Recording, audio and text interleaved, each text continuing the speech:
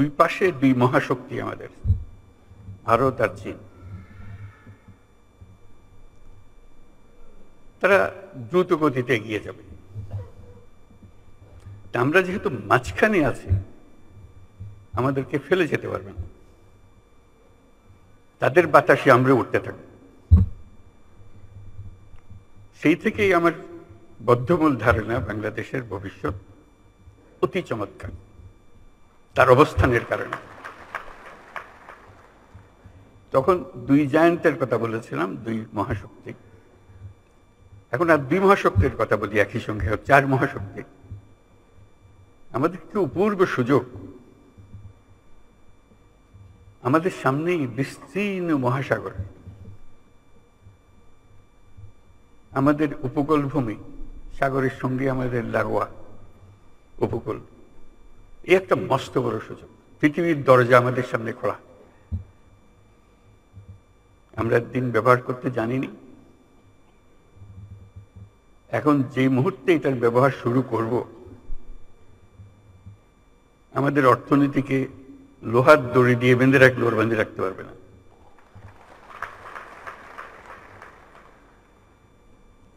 এবং আমাদের উত্তরে হলো সে বিখ্যাত হিমালয় পর্বতমালা, যেখানে জমে আছে আমাদের যাবতীয় শক্তি, হাইড্রো পাওয়ার।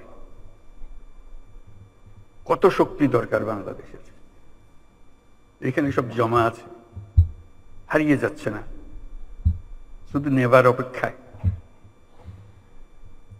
শুধু প্রতিবেশী দেশের সঙ্গে একটা সম্পর্ক করা, যাতে করে আমরা এই 40 মাইল বা যে দূরত্বটুকু দুই দেশের মধ্যে আছে, নেপাল আর বাংলাদেশের মধ্যে, ওটুকু অতিক্রম করা। আর কিচ্ছু না। ওরা এক পায়ে খাড়া, নেপাল বারে বারে বলছে আমাদের এটা নিয়ে যাও। আমরা এক পায়ে খাড়া নেবার জন্য মাঝখানে ওইটুকু পথ অতিক্রম করার সুযোগ আমাদের এখন দেওয়া হচ্ছে না। আশা করি তাদেরই কারণে, তাদের অর্থনৈতিক কারণে সেটা আমাদেরকে দেবে। এটা সবার মঙ্গলের জন্য, কারো একজনের উপকার একজনের অপকার এরকম কিছু না। যদি আমরা সেই পথটা খুলে পাই, এখন সামান্য কিছু পেয়েছি, ওটাও কিছুই না, বড় আকারে যদি পাই, বাংলাদেশকে আটকে রাখার কোনো ক্ষমতা কারো নাই। আমরা মহা সৌভাগ্যবান এক জাতি, তার অবস্থানের কারণে। সেই জাতির দুঃখ কেন থাকবে আমি বুঝতে পারি না। এটা আমাদের কপালের দোষ, নাকি আমাদের চরিত্রের দোষ, না আমাদের চিন্তার দোষ?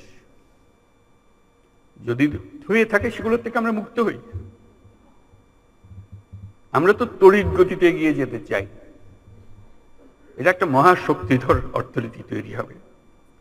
আজকে কুমিরা থেকে টেকনাফ পর্যন্ত যে উপকূল ভূমি, সেখানে যদি কাতারে কাতারে সব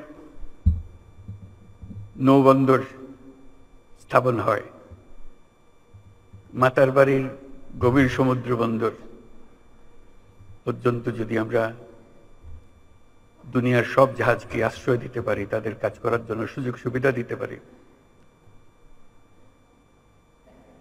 আমাদেরকে আটকাবে কে? এবং শুধু যে সমুদ্র বন্দর আমরা ব্যবহার করব, আমাদের মালামাল যাবে, তা তো না। আমাদের একটা নিজস্ব অর্থনৈতিক অঞ্চল আছে, সেই অঞ্চলটাকে আমরা এখনো খুলতে পারিনি, কিন্তু অঞ্চল অপেক্ষা করছে আমাদের জন্য। আমাদের অঞ্চল হলো, উত্তরে হলো নেপাল আমাদের অঞ্চল। নেপালের সৌভাগ্য, তারা হিমালয় পর্বতের পাদদেশে আছে। দুর্ভাগ্য হলো সমুদ্রের দেখা তাদের হয় না। তাদের সমুদ্র দেখতে হলে আমাদের মাঝখান দিয়ে দেখতে হবে, আমাদের মাধ্যমে দেখতে হবে। সে পথ আমরা করে দিই, আমরা একসঙ্গে যৌথ অর্থনীতি গড়ে তুলি। তার সমুদ্রের অভাব, আমার পর্বতের অভাব, হাইড্রো, দুই অভাব একসঙ্গে পূরণ করি দুজনে। ভুটান একই কাণ্ড, তারও সমুদ্র দর্শন হয় নাই। তাকে সমুদ্রে আসতে হলে আমার পথ দিয়ে আসতে হবে, আমরা তাকে স্বাগত জানাই। তেমনি ভারতের পূর্বাঞ্চল একই অবস্থা, নেপালের যে অবস্থা, ভুটানের যে অবস্থা, নেপাল ভারতের সেভেন সিস্টারের একই অবস্থা, তার সমুদ্র দর্শন তার হয় না, হবে না। তার সঙ্গে আমরা যোগ দিই একসঙ্গে এই অর্থনৈতিক অঞ্চল, আমাদের যে সমুদ্র বন্দর তাদের মাল আনা নেওয়া করবে, আমাদের মাল আনা নেওয়া করবে, তাদের কাছে যাবে, তাদের অর্থনীতি আমাদের অর্থনীতি একসঙ্গে জাগবে। তারাও খুব কষ্টের অবস্থায় আছে, তারা খুব ভালো অবস্থায় নেই। তারা এই সুযোগ পেলে তারাও আনন্দিত, তাদের ব্যবসা আমাদের ব্যবসা, রমরমা ব্যবসা হবে, একসঙ্গে ব্যবসা হবে। এগুলো বললাম এই জন্য আমরা ভবিষ্যৎ সম্বন্ধে অনেকটা হতাশায় ভুগি। হতাশার তো কারণ নাই, এটা আনন্দের বিষয়। আমাদের যে অবস্থান, যে সুযোগ সুবিধা, শুধু সেগুলোকে আহরণ করা, কাজে লাগানো। প্রক্রিয়া শুরু হয়েছে, এই প্রক্রিয়াকে জোরদার করা, যাতে করে আমরা এই অর্থনৈতিক অঞ্চল গড়ে তুলতে পারি। মালামাল সোজা চলে যাবে নেপালে, সোজা চলে যাবে ভুটানে, সোজা চলে যাবে সেভেন সিস্টার্সে, তাদের মালামাল আমাদের মাঝখান দিয়ে, আমাদের ব্যবসা তাদের ওখানে যাবে, তাদের ব্যবসা আমাদের এখানে আসবে। সেটাই হলো অর্থনীতি। কাজেই প্রাকৃতিক দিক থেকে আমরা খুবই সৌভাগ্যবান, তার চেয়েও একটা বড় সৌভাগ্যবান আমরা, আমাদের একটা মস্ত বড় জনসংখ্যা। আগে মনে করতাম এটা বড় বোঝা বোধ, এটা সম্পদ, মানব সম্পদ। যেহেতু প্রযুক্তি আসার ফলে কোনো মানুষই আর কোনো বোঝা নয়, প্রতিটি মানুষই হলো এখন সম্পদ, উদ্ভাবনের সম্পদ, এন্টারপ্রেনিয়রশিপের সম্পদ, নতুন আবিষ্কারের সম্পদ। আমরা সেই সম্পদের সম্পদশালী। আমরা পৃথিবীর 8ম জনসংখ্যার দেশ। কাজে সোজা কথা না, তলারের জায়গা না, একদম উপরের জায়গা। মানুষ এগোতে পারছে না বহু দেশে তার মানুষের অভাবে। আমরা যে মধ্যপ্রাচ্যের লোক পাঠাই, তারা কোন দুঃখে আমাদেরকে নেই, তাদের লোক নাই, সেজন্য আমাদেরকে ডাকে। পৃথিবীর সব লোক বসে আছে কখন আমাদের থেকে লোক পাবে। আমি প্রায় বলেছি, চীন যেভাবে অগ্রসর হচ্ছে, চীন হলো সবচেয়ে বেশি সর্বোচ্চ সংখ্যক জনসংখ্যার দেশ। আমাদের যেভাবে অগ্রসর হচ্ছে, কিছুদিন পরে বোধহয় আমাদের কাছ থেকে লোক চাইবে, তার এত টান করবে তখন। এই হলো আমাদের সুযোগ। আমাদের সুযোগ শুধু সংখ্যায় না, আমি সংখ্যার উপরে বেশি গুরুত্ব দিচ্ছি না, সংখ্যা গুরুত্বপূর্ণ, কিন্তু প্রতিটি তরুণ বাংলাদেশের মহাশক্তি, মহাপ্রচন্ড শক্তি। সেই তারুণ্য বিশ্ব জয় করতে পারে। সেই তারুণ্য আমাদের যত রকমের অভাব আছে, যত রকমের ঘাটতি আছে, তার চাইতে অনেক বেশি সে নিয়ে আসতে পারে। সে একটু সম্পূর্ণ ভিন্ন এক প্রজন্ম। সেই প্রজন্মের জন্য দরজা খুলে দিতে হবে।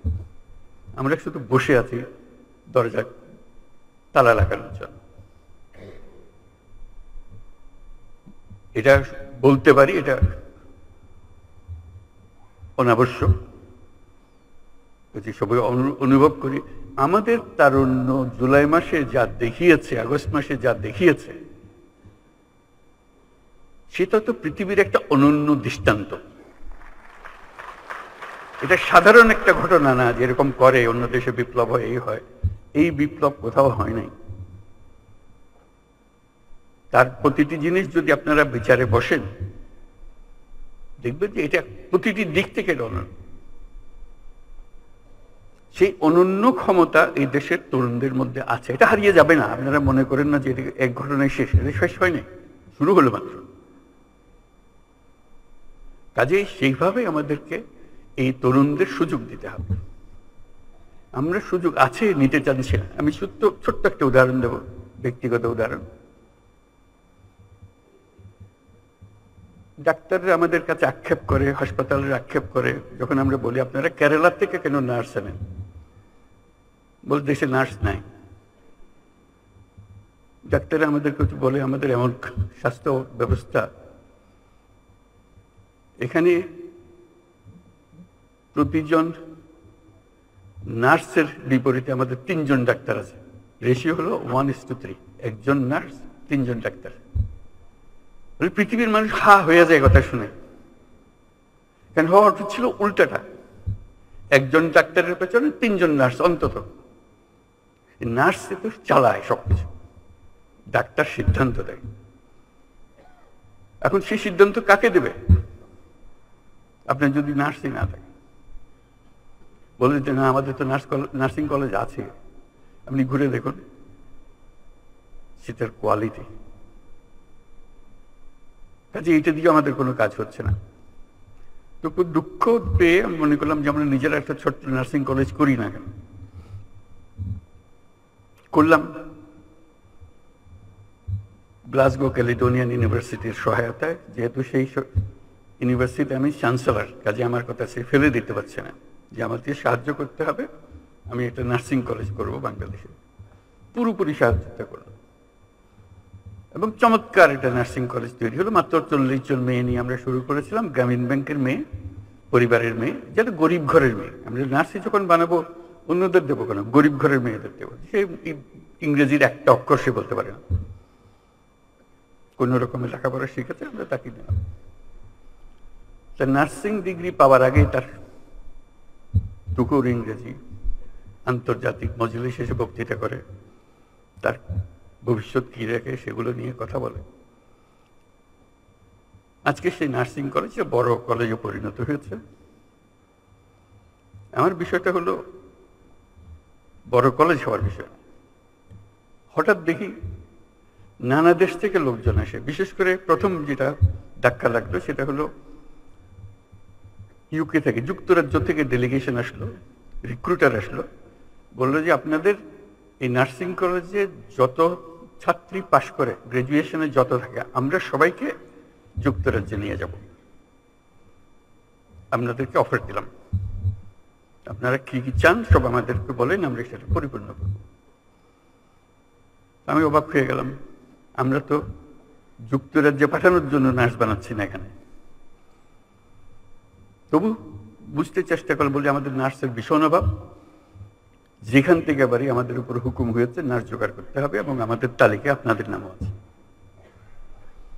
তা আমরা আপনাদের কাছে এসেছি, আপনাদের এন্টায়ার ক্লাস, আমাদের আর কোনো পরীক্ষা দিতে হবে না, কিছু দিতে হবে না, শুধু আপনারা সার্টিফিকেট দেবেন, আমরা নিয়ে যাব। তা আমি তাদের কাছে বিনয় সুরে বললাম যে এটা আমাদের দেশের জন্য করেছি, আমরা তো দিয়ে দেবো না এদেরকে, এদেরকে দেশের কাজ করার জন্য দেবো, তবে আমাদের শুধু নিজেদের পরীক্ষা করার জন্য 2 জন কি 3 জন দেবো, যাদের আমরা দেখি ওরা কিরকম কাজ করে, আপনাদের পাল্লায় এরা উঁচু স্তরে না নিচু স্তরে, কোন স্তরে। বলে না সেটা পরীক্ষা করতে হবে না, সেই পরীক্ষা আমরা ইতিমধ্যে করে ফেলেছি, যা যা আমাদের দরকার আপনারা যত চান দিতে পারেন। তা আমি সবিনয়ে বললাম যে এই 2 জন 3 জনের বেশি আমরা দেবো না এখন, ভবিষ্যতে যদি আমাদের সামর্থ্য হয় দেবো। তো এটাতে খুব আনন্দ উপভোগ করলাম যে আমরা যেটা বাংলাদেশের জন্য করছি সেটা ইউকে তো তার একটা ডিমান্ড আছে, চাহিদা আছে, আমরা দরখাস্ত নিয়ে ঘুরছি না, তারা আমাদের কাছে আসছে। কিছুদিন পরে দেখি জাপান থেকে আরেক ডেলিগেশন, তারা আমাদের নার্স চায়, সবাইকে চায়। বলছি শুধু আমাদের একটা শর্ত, জাপানি ভাষাটা আমরা শিখিয়ে দেবো তাদেরকে, এই সুযোগটা আমাদেরকে দিতে হবে, এবং খুব সিম্পল জাপানি ভাষা, কোনো কঠিন জিনিস না, তারা লেখাপড়ার সঙ্গে সঙ্গে এটা শিখে যাবে, আমরা সেই ব্যবস্থা আমাদের হাতে। একই জবাব দিলাম, ধন্যবাদ দিলাম। আমি সবিস্তারে এটা বললাম এই জন্য, আমরা অনেক বিশ্ববিদ্যালয় করি বাংলাদেশে, কথায় কথায় বিশ্ববিদ্যালয় খুলে ফেলছি আমরা। এত বিশ্ববিদ্যালয় যখন আছে, বিশ্ববিদ্যালয়ের সঙ্গে এক একটা করে নার্সিং কলেজ যোগ করে দেন, অন্তত মেয়েগুলো ছেলেগুলো যারা শিখবে দেশেরও কাজে লাগবে, সঙ্গে সঙ্গে আন্তর্জাতিক ক্ষেত্রে এই চাহিদা কোনোদিন মেটাতে পারবে না কেউ। আমরা যত নার্স বানাতে পারি, অফুরন্ত চাহিদা। তাও চিন্তাটা কিসের আমাদের, আমাদের চিন্তার দোষ, কপালের দোষ, তা না হলে আমরা পারছি না করা, অন্তত আদর করে নিয়ে যেতে চাচ্ছি। তারপরে দেখলাম আরেক চাহিদা, এই আমাদের এই ছোট জায়গাতেই, ছোট কাজের মধ্যে কেয়ার গিভার, আপনারা সবাই জানেন, কিচ্ছু না, 6 মাসের ট্রেনিং, 6 মাসের ট্রেনিং দিলে জাপান হাজারে হাজারে নিয়ে যাবে, ইউরোপ হাজারে হাজারে নিয়ে যাবে, শুধু 6 মাসের ট্রেনিং।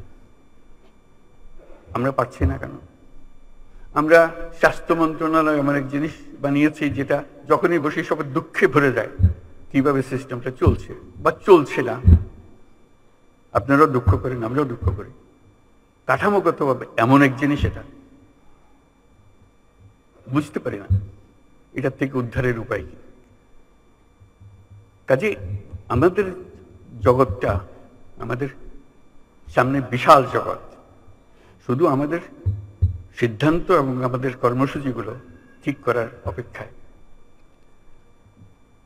এই যে এত বড় সুযোগ আমাদের আছে এবং এগুলো বাস্তবায়ন হবে এটা নিয়ে আমার চিন্তা নেই।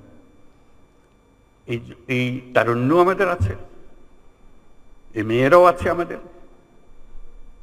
এই প্রাকৃতিক সুযোগগুলো আমাদের আছে। আমাদের সবচেয়ে বড় সমস্যা দুর্নীতি, সব শেষ করে দিয়েছে। স্বাস্থ্য মন্ত্রণালয়ের একটা কথা শুধু বললাম, একটা উদাহরণ, এই উদাহরণ সর্বত্র। যে কোনো পরীক্ষায় আপনারা দেখবেন বাংলাদেশ দুর্নীতির তালিকায় সর্বনিম্নে। সততা বলে আমাদের আর কোনো জিনিস নাই, শৃঙ্খলা বলতে আমাদের আর কোনো জিনিস নাই। কাজে এই দুর্নীতি থেকে বাইর না হলে এই কোনোটাই হবে না। আমরা আজকে অ্যাডমিনিস্ট্রেটিভ সার্ভিসেসের সমিতির সম্মেলনে এসেছি। কাজে এই দুর্নীতি কোথায় আছে, কিভাবে আছে তাদের অজানা নয়। এবং এটা ছাড়া, এটার থেকে উদ্ধার পাওয়া ছাড়া বাংলাদেশের কোনো গতি নাই। এটার থেকে বের হতেই হবে আমাদের। আর সব কথা আপনি বাদ রেখে দেন, আমরা সব বুঝি। এটার থেকে বের হতে হবে। এটার থেকে আমরা কেউ মুক্ত হতে পারছি না, এমন গভীরে ঢুকে গেছে এটা। এবং আমরা যত বক্তৃতাই করি এটা অসার বক্তৃতা, যদি না ওই স্কেলে আমরা একটা সৎ জাতি হিসেবে নিজেকে প্রতিষ্ঠিত করতে না পারি। আমরা অল্প সময়ের জন্য অন্তর্বর্তী সরকারের মধ্যে আছি, দুর্নীতির কতটুকু সমাধান দিতে পারবো জানি না। তবে আসাম থেকে আমরা একটা চেষ্টা করছি, দেখেছি অতীতেও চেষ্টা হয়েছে এটা, কিন্তু কাগজে পত্রের চেষ্টার মতো রয়ে গেছে, এটা কাজে লাগেনি। একটা চেষ্টা আজকে সকালেও বলছিলাম, সেটা এটা হচ্ছে অনলাইন সার্ভিস। সব তৈরি আছে, কাজে লাগাতে পারছে না। নানা রকমের ব্যাখ্যা আসে কেন এটা কাজে লাগাতে পারছে না। যে লোক যায় অনলাইন সার্ভিস ট্যাক্সটা দেওয়ার জন্য, বলছে সার্ভার ডাউন হয়ে গেছে। সুন্দর সুন্দর ব্যাখ্যা, অর্থাৎ আপনাকে সে দেবে না, সে সার্ভার ডাউন।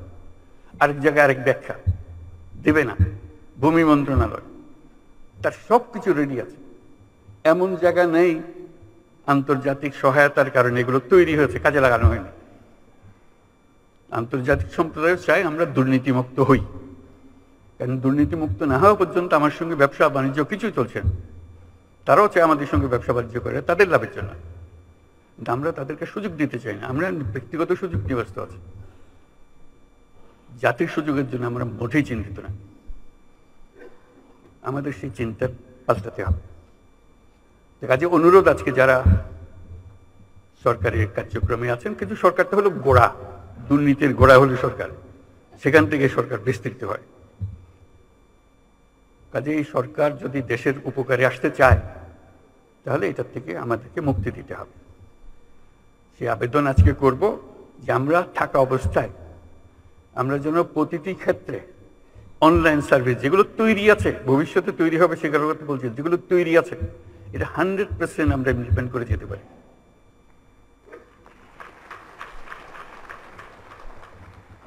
কেউ যেন এটা বাধা দেওয়ার জন্য আবার কোমর বেঁধে লেগে না যায়। কারণ কোমর বেঁধে লেগে যাওয়ার যথেষ্ট কারণ আছে, কারণ এটি দিয়ে তো তার যত কিছু সুযোগ সুবিধা তার পেত, এটা বন্ধ হয়ে গেলে তার হবে থাকে। সে নানা ব্যাখ্যা দেবে, নানা ব্যাখ্যার কোনো অন্ত নাই এগুলোর, নানা ব্যাখ্যা দেবে যে এটা থেকে মুক্তি পাওয়ার জন্য। আমরা তাদেরকে মুক্তি দিতে চাই না। আজকে সকালের মিটিংয়ে যেটা বলছিলাম যে জেলা, যেহেতু ডিসি সাহেবদের সঙ্গে আলাপ করছিলাম, যে জেলাগুলোকে এখন আমরা স্কুলের রেজাল্টের মতো ফার্স্ট সেকেন্ড থার্ড ফোর্থ করবো, কে ফার্স্ট হলো কে সেকেন্ড হলো, প্রতি মাসে সেটা আমরা ফলাফল প্রকাশ করব।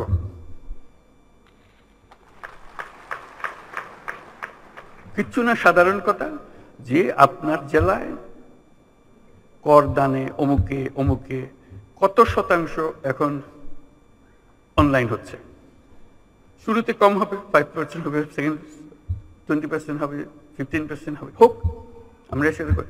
সামনের মাসে কি হবে সেটার জন্য, এটা কি তার থেকে আর বাড়লো নাকি ওইখানে রয়ে গেল? মজার বিষয় হলো যখনই আপনি র্যাঙ্কিং করেন, কেউ না কেউ দেখবে যে উপরে চলে গেছে। এটি হলো মজা। কাউকে ওর শাস্তি দেওয়ার কিছু নেই, যে কম আছে তার শাস্তি দেওয়ার কথা, যে ভালো করছে তাকে বাহবা দেওয়া, তাকে সবার সামনে দাঁড়িয়ে ফুলের মালা পরিয়ে দেওয়া যে করেছে পাশে। তখন আরেকজনের মনে ঈর্ষা জাগে, ওর থেকে আমি অনেক ভালো করতে পারি, আমি করবে আবার দেখিয়ে দেবো কি করে করতে হয়। ওই দেখিয়ে দেবার মেজাজটা যেন আমরা অর্জন করতে পারি। ওই র্যাঙ্কিং প্রতি মাসে আমরা এটা ফলাফল প্রকাশ করতে চাই। সবাই তার বন্ধু বান্ধব সব জেলা দেখবে কে কোন জেলা ফার্স্ট হলো, কোন জেলা সেকেন্ড হলো, কোন জেলা থার্ড হলো। যারা উপরে থাকবে তাদেরকে আমরা অভিনন্দন জানাবো, যারা নিচে গেলো তাদেরকে উৎসাহ দেবো যে দেখো, চেষ্টা করে দেখো, আর একটু উপরে উঠতে পারে কিনা। গতবার তো তুমি ভালোই করতেছিলে, আবার নিচে নেমে গেলা কেন, কি হয়েছে আমাদেরকে বলো, তোমার কি সাহায্য করে, যাতে করে আস্তে আস্তে ওই 100%-এ চলে যেতে পারে। অর্থাৎ আমার জেলায় যে কোনো জায়গা যেখানে আমার অনলাইনের সিস্টেম আমাকে দেওয়া হয়েছে, আমি 100% এটা ইমপ্লিমেন্ট করেছি। এই প্রতিজ্ঞা আমরা আজকের সবাই নিয়ে নিলাম। এটা শুধু আমার অনুরোধ, আমরা থাকতে থাকতে করে ফেলে, যেহেতু আমাদেরও একটা আগ্রহ আছে জিনিসটা করে যাওয়ার, আপনাদেরও নিশ্চয়ই আগ্রহ আছে দেশের এই বড় কাজটা করে যাওয়ার। কারণ এটা হলো লোহার ফটক, এটা অতিক্রম না করলে উন্নতি বলেন কি বলেন কিচ্ছু আসবে না, কিচ্ছু হবে না। সম্মান উন্নতি যাই কিছু বলেন কিচ্ছু হবে না। এটা ভদ্র লোকের সংসারের মতো হতে হবে, যে আমরা দুর্নীতিমুক্ত জাতি। সিঙ্গাপুরের মতো দেশ যদি দুর্নীতিমুক্ত হয়, আমার পাশের দেশ, আমাদের কি আছে, করতে পারবো না। আমরা পারবো যদি আমরা সবাই মিলে এই কাজটা, আর কিচ্ছু না, শুধু একটা জিনিস বলতেছি, আর বহু জিনিস আছে, বহু কাজ আছে যেখানে দুর্নীতিতে ডুবে আছে। আমরা শুধু একটা জিনিস, অন্যগুলো চেষ্টা করবো কিন্তু হয়তো পরিষ্কারভাবে ধরতে পারবে না কোথায় কি হচ্ছে, কিন্তু এটাতে আমরা পারবো। এটাতে শুধু অনলাইন সার্ভিসটা প্রোভাইড করা, এটাতে সফল হলে দেখবে যে আরো উৎসাহ আসবে। বহু রকমের বুদ্ধি আছে, দুর্নীতি কেবল আমাদের দেশে না। এবার জাতিসংঘের বৈঠকে যখন আলাপ করছি, তখন এক বৈঠকে ইউরোপিয়ান ইউনিয়নের যিনি প্রেসিডেন্ট উর্সুলা, তার সঙ্গে আলাপ করতেছিলাম। বললাম যে আমরা দুর্নীতিতে সাংঘাতিক অবস্থায় আছি, আমাদেরকে সাহায্য করতে হবে, কিভাবে আমরা দুর্নীতি থেকে মুক্ত হব, কি কি মেকানিজম আছে, কি কি টেকনোলজি আছে যেগুলো আমাদেরকে দেখিয়ে দিতে হবে। উনি হাসলেন, বলে সমস্যা তো শুধু একা তোমার না। আমি যে কেন, বলে এই সমস্যা তো আমাদের ইউরোপিয়ান ইউনিয়নেরও। আমি খুব অবাক হলাম, আমাদের সমস্যা কোথায় আর ইউরোপিয়ান ইউনিয়নের সমস্যা কোথায়? উনি বলে যে দেখো তো, আমাদের বিরাট অসংখ্য দেশ, 27টা দেশ। এই 27টা দেশ যখন আমরা তাদেরকে প্রথম ইউরোপিয়ান ইউনিয়ন শুরু করে একজন একজন করে নিতে হচ্ছে, ঢুকাতে হচ্ছে, এবং আমাদের প্রথম প্রতিজ্ঞা হলো ধুয়ে মুছে পরিষ্কার না হওয়া পর্যন্ত ওইটাকে আমরা ইউরোপিয়ান ইউনিয়নে ঢুকাবো না। এখন যেদিকে যাই সব ভর্তি, দুর্নীতিতে ভর্তি, কাজে আমার ধোয়া মোছার কাজ করতে গেছে। এবার জঘন্য রকমের দুর্নীতিতে ভর্তি, তাকেও আমরা সাফ সুতরা করে ইউরোপিয়ান ইউনিয়নে নিয়ে এসেছি। এখন আমরা সবাই দুর্নীতিমুক্ত। ইউরোপিয়ানের সদস্য হওয়া মানে হলো দুর্নীতিমুক্ত, এটা আমরা নিশ্চিত। কাজে তোমরা যত রকমই করে থাকো, যত দুর্নীতি বলো, আমাদের সব জানা, আমরা তোমাদের সাহায্য করতে পারবো।